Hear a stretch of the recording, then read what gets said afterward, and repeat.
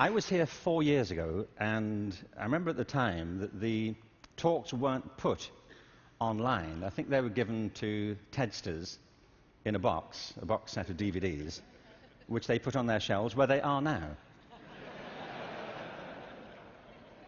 And actually, Chris called me a week after I'd given my talk and said, "We're going to start putting them online. Could we put yours online?" I said, "Sure." And 4 years later, as I said, it's been seen by it's been downloaded 4 million times. So I suppose you could multiply that by 20 or something to get the number of people who've seen it. And as Chris says, there is a hunger for videos of me. You know.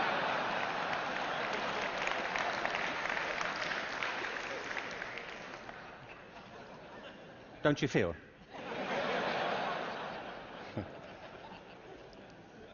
So this whole event has been an elaborate build-up to me doing another one for you, so here it is. Al Gore spoke at the TED conference I spoke at 4 years ago and talked about the climate crisis, and I referenced that at the end of my last talk. So I want to pick up from there, because I only had 18 minutes, frankly. And so as I was saying,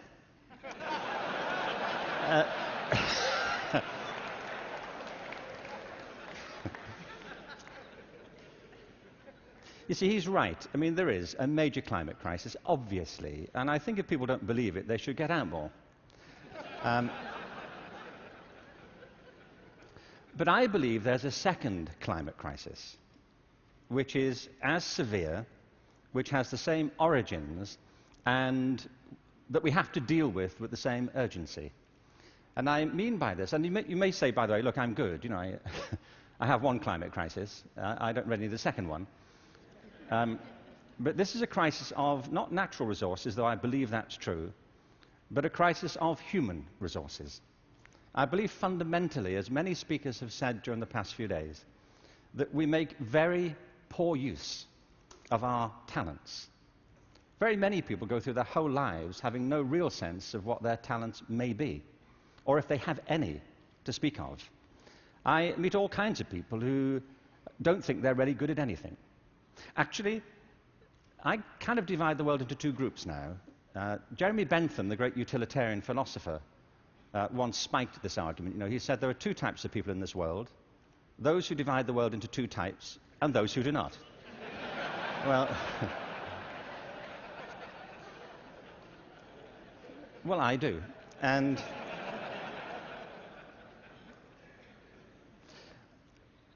I meet all kinds of people who don't enjoy what they do. They simply go through their lives getting on with it. They get no great pleasure from what they do. They endure it rather than enjoy it and wait for the weekend. But I also meet people who love what they do and couldn't imagine doing anything else. If you said to them, "Don't do this anymore," they'd wonder what you were talking about. Because it isn't what they do, it's who they are. They say, "But this is me. You know, it would be foolish for me to abandon this because it speaks to my most authentic self." And it's not true of enough people. In fact, on the contrary, I think it's still true of a minority of people. And I think there are many possible explanations for it. And high among them is education. Because education, in a way, dislocates very many people from their natural talents. And human resources are like natural resources. They're often buried deep. You have to go looking for them. They're not just lying around on the surface. You have to create the circumstances where they show themselves. And you might imagine education would be the way that happens, but too often it's not. Every education system in the world is being reformed at the moment, and it's not enough. Reform is no use anymore, because that's simply improving a broken model. What we need, and the word's been used many times during the course of the past few days, is not evolution, but a revolution in education. This has to be transformed into something else.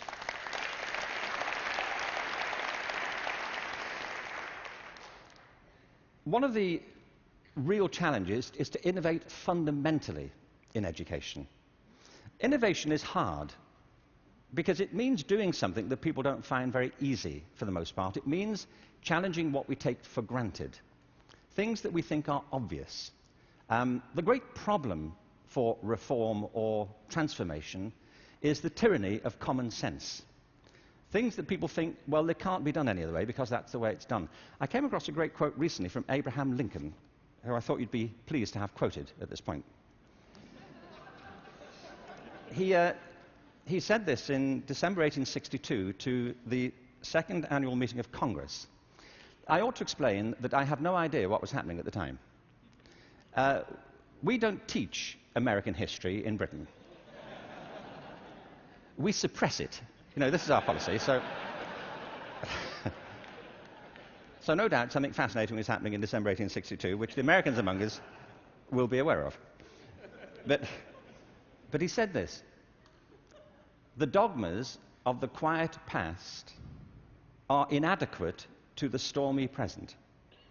The occasion is piled high with difficulty, and we must rise with the occasion. I love that. Not rise to it, rise with it. As our case is new, so we must think anew and act anew.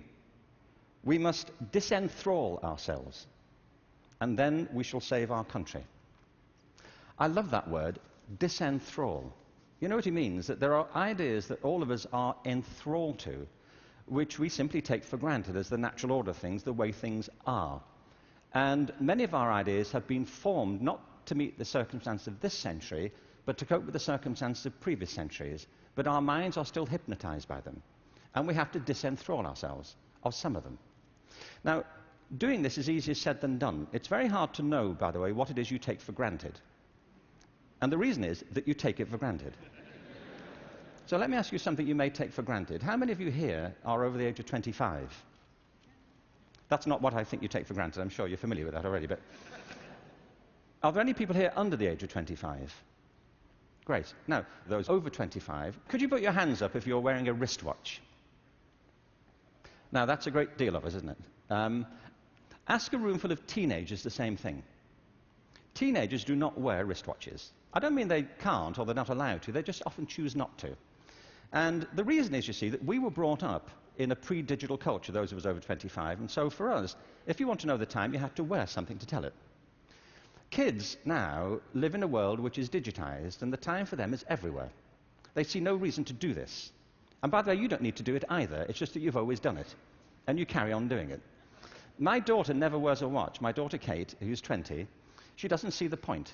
You know, as she says, you know, like, it's a single-function device. You know, like... Like, how lame is that? You know, and I say, no, it tells the date as well. You know, it has multiple functions. But you see, there are things we're enthralled to in education. Let me give you a couple of examples. One of them is the idea of linearity.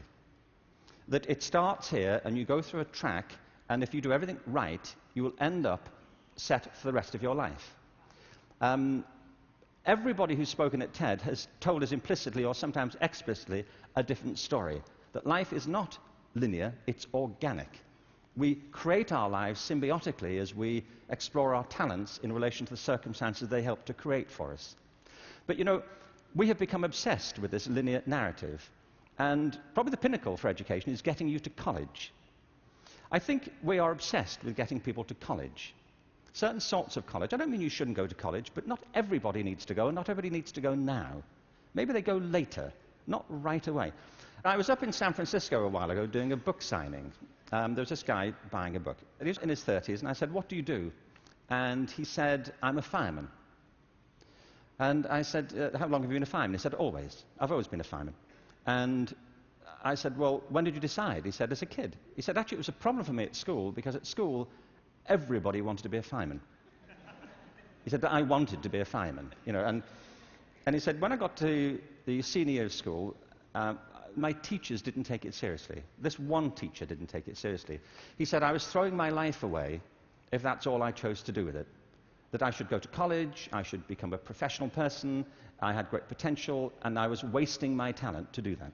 And he said it was humiliating because he said it in front of the whole class, and I really felt dreadful. But it's what I wanted. And as soon as I left school, I applied to the fire service and I was accepted. And he said, I was thinking about that guy recently, just a few minutes ago when you were speaking about this teacher. He said, because 6 months ago, I saved his life. He said he was in a car wreck, and I pulled him out, gave him CPR, and I saved his wife's life as well. He said, I think he thinks better of me now.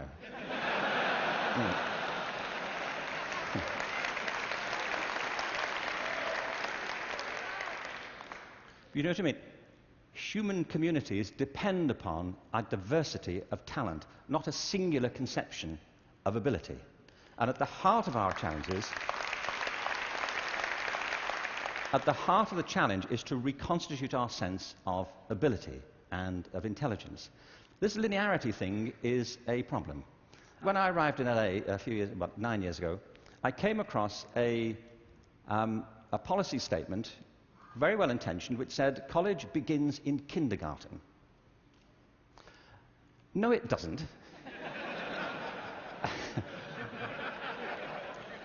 It doesn't. If we had time, I could go into this, but we don't. Kindergarten begins in kindergarten. A friend of mine once said, a 3-year-old is not half a 6-year-old.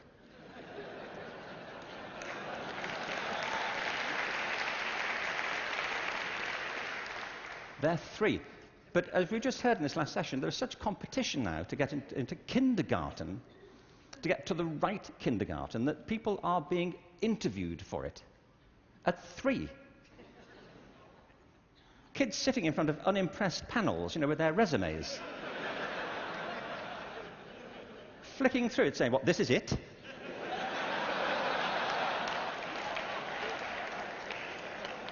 You've been around for 36 months and this is it.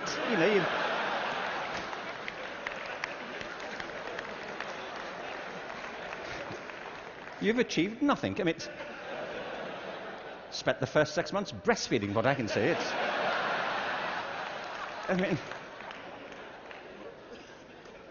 It's outrageous as a conception, but it tracks through. The other big issue is conformity. We have built our education systems on the model of fast food. This is something Jamie Oliver talked about the other day. There are 2 models of quality assurance in catering. One is fast food, where everything is standardized. The other are things like Zagat and Michelin restaurants, where everything is not standardized. They're customized to local circumstances. And we have sold ourselves into a fast food model of education. And it's impoverishing our spirits and our energies as much as fast food is depleting our physical bodies.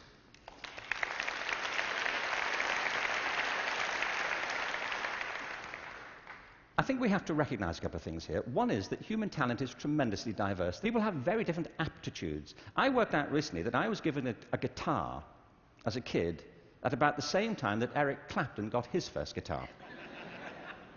It worked out for Eric, that's all I'm saying. In a way, it did not for me. I could not get this thing to work, no matter how often and how hard I blew into it. It just wouldn't work.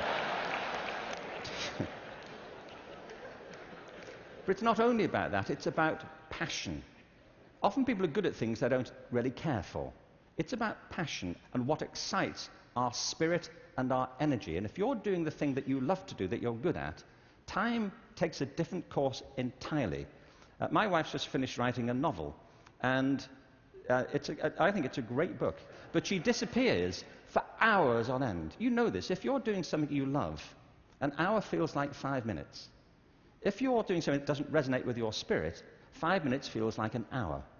And the reason so many people are opting out of education is because it doesn't feed their spirit. It doesn't feed their energy or their passion. So I think we have to change metaphors. We have to go from what is essentially an industrial model of education, a manufacturing model, which is based on linearity and conformity and batching people. We have to move to a model that is based more on principles of agriculture. We have to recognize that human flourishing is not a mechanical process, it's an organic process. And you cannot predict the outcome of human development. All you can do is, like a farmer, is create the conditions under which they will begin to flourish. So when we look at reforming education and transforming it, it isn't like cloning a system. There are great ones, like KIPS. It's a great system. There are many great models. It's about customizing them to your circumstances and personalizing education to the people you're actually teaching. And doing that, I think, is the answer to the future, because it's not about scaling a new solution. It's about creating a movement in education in which people develop their own solutions, but with external support based on a personalized curriculum. Now, in this room, there are people who represent extraordinary resources in business, in multimedia, in the internet. These technologies, combined with extraordinary talents of teachers, provide an opportunity to revolutionize education. And I urge you to get involved in it, because it's vital not just to ourselves, but to the future of our children. But we have to change from the industrial model to an agricultural model where each school can be flourishing tomorrow. That's where children experience life, or at home if that's where they choose to be educated with their families or their friends. There's been a lot of talk about dreams over the course of this few days. And I wanted just to, very quickly, I was very struck by Natalie Merchant's songs last night, recovering old poems. I wanted to read you a quick, very short poem from W.B. Yeats, who some of you may know. He wrote this to his love, Maud Gone, and he was bewailing the fact that he couldn't really give her what he thought she wanted from him. And he says, "I've got something else, but it may not be for you." He says this: "Had I the heavens embroidered cloths, enwrought with gold and silver light, of blue and the dim and the dark cloths, of night and light and the half-light, I would spread the cloths under your feet. But I, being poor, have only my dreams. I have spread my dreams under your feet. Tread softly, because you tread on my dreams. And every day, everywhere, our children spread their dreams beneath our feet. And we should tread softly." Thank you. Thank you very much. Thank you very much.